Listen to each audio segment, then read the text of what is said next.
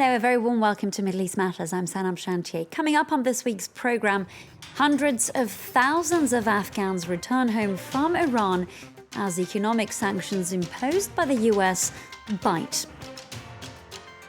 I'll be speaking to Omar Shakir. For more than a year, Israel has been trying to deport the Human Rights Watch researcher from the country. Also coming up on this week's programme, Egypt fights to eradicate hepatitis C by 2020. A government campaign is offering free screenings to the 50 million strong adult population. Thank you for watching. We start with Iran, which this week breached the limit on its stockpile of low-enriched uranium. This material, if highly enriched, can be used to yield a nuclear bomb. The move is in response to Washington violating a nuclear deal between Tehran and the world powers. Now, the draconian sanctions imposed by the US are taking a heavy toll on the country's economy. And it's not just Iranians who are paying a price. According to the UN, around 1 million Afghans have returned home, among them busloads of unaccompanied children. 5 years ago, Farhad Hajizadeh escaped war and poverty in his home country of Afghanistan to find a better life here in Iran. But these days, he says life is so hard in Iran, he plans to go back home. The moment my boss says, you can leave, I'm gone. If he tells me tonight that I can leave, I'll be gone by tomorrow morning. Farhad is among a growing number of Afghan refugees heading back to their homeland due to Iran's economic crisis, caused in part by US sanctions. I don't understand much about the economy, but I know it started last summer. Suddenly, things changed. People were shocked. For much of the past 4 decades, millions of Afghans had flocked to Iran. Most found low-skilled jobs, lived in relative safety, and sent money to their families back home. But over the past year, the UN says nearly 1 million Afghan refugees in Iran have returned home. At Tehran's main bus terminal, scores of refugees board buses every day for the Iran-Afghan border. 20-something refugee Haider Soltani says staying in Iran was no longer an option. It all started when the sanctions came back. Then they increased. The Iranian currency dropped, the cost of living went up. It took a lot for me to get here, and now I have to head back. At an event to mark World Refugee Day, the UN's refugee agency called Iran's efforts to care for migrants exemplary. He also acknowledged that Iran's struggling economy is hurting refugees and called for stability.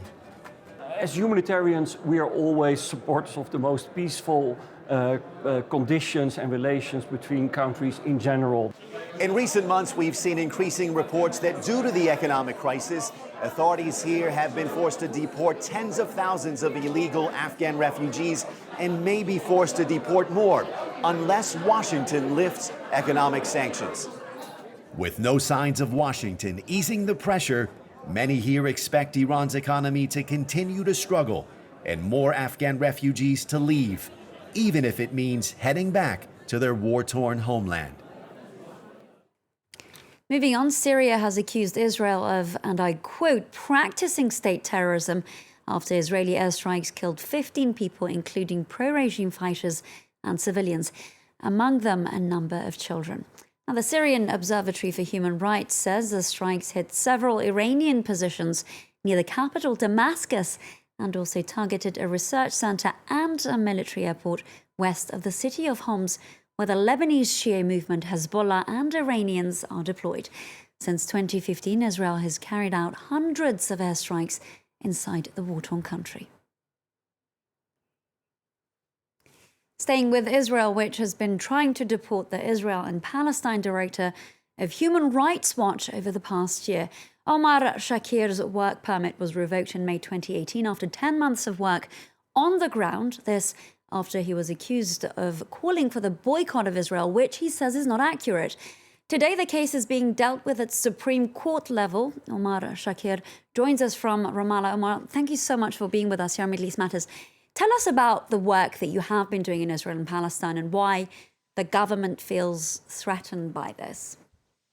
Human Rights Watch has been documenting serious rights abuses by the Israeli government as well as by Palestinian authorities for nearly 3 decades. What we face on the ground is a more than 50-year occupation defined by systematic rights abuse and institutional discrimination.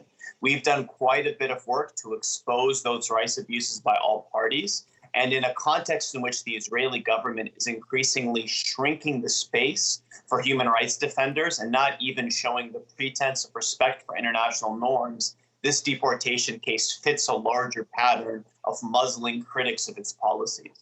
And of course, there is no precedence of this happening before, Israel deporting someone who's already, like yourself, legally present in the country. That's correct. The Israeli government initially took many months and then denied a permit for Human Rights Watch to even have a foreign employee within Israel, at the time accusing Human Rights Watch of being propagandist and not legitimate rights activists. But then they gave me the work permit. And then within months of being here, they initiated proceedings calling for me to be deported after giving me legal status based on a new law that permits them, in fact, instructs the government to deny entry to those they allege call for boycotts of Israel. Of course, Human Rights Watch takes no position on boycotts. What we do is document the serious rights abuses of all parties, including companies and settlements, and call for companies to respect rights everywhere they operate. Omar, you just mentioned, you spoke of efforts to muzzle those who are essentially critical of Israel's policies. Can you give us some other examples outside your own case? The Israeli government has denied entry to many other foreign international rights activists, including representatives of Amnesty International and senior UN officials.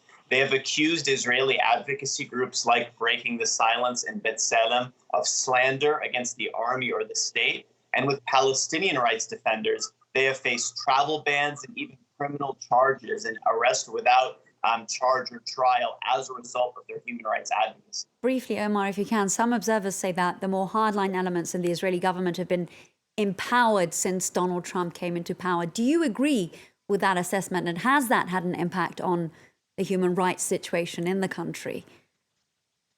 Absolutely. Look, the U.S. government has always, at best, turned a blind eye to Israeli rights abuses, including settlements, which are war crimes under international law. But what we've seen under the Trump administration is a move to green-lighting abuses. I mean, you have senior U.S. officials that can find nothing to criticize Israel on, as they've said in the last weeks, at a time in which Israel is caging 2 million Palestinians in the open-air prison of Gaza Strip, at a time in which it continues to build settlements which are illegal under international law. The reality is the current global context, in particular the current U.S. administration, has given a green light and even in some cases been complicit in Israel's ongoing serious violations of Palestinian rights.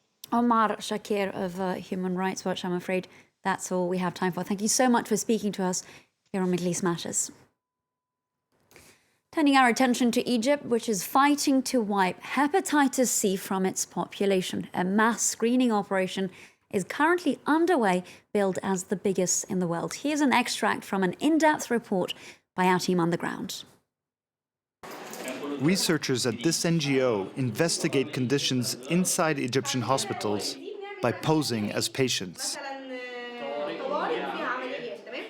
فانتوا في الاخر لازم تعيشوا التجربه دي عشان يبقى في الاخر التقييم للافاده اللي احنا بندور عليها. بعد كده هيدخل المدخل، بعد كده هيروح الاستقبال عشان الاستقبال هو اللي يدله لو هو عايز يروح لمكان معين، هيروح منطقه الانتظار بتاعه العيادات الخارجيه لما هيحجز الكشف. المفروض المقيم المثالي يعني هيعدي على كل ده. Because we have problem with infection control and it's not quite applied in all hospitals in Egypt.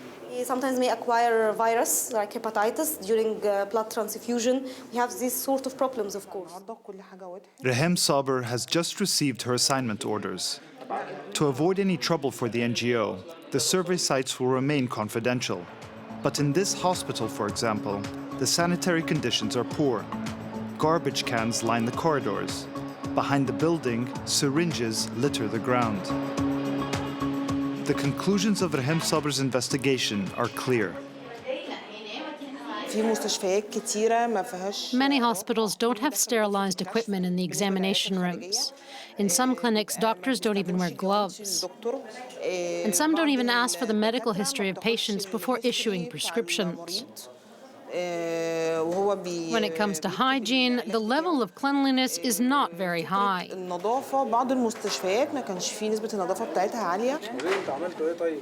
The focus is on treatment, but not on prevention. Widespread poor hygiene practices and a lack of awareness of the disease are hindering its eradication. The battle against hepatitis C is far from won. Every year, 140,000 more people are infected by the virus. Well, that's it from us this week. Do make sure you check out Middle East Matters on Facebook and Twitter. Stay tuned.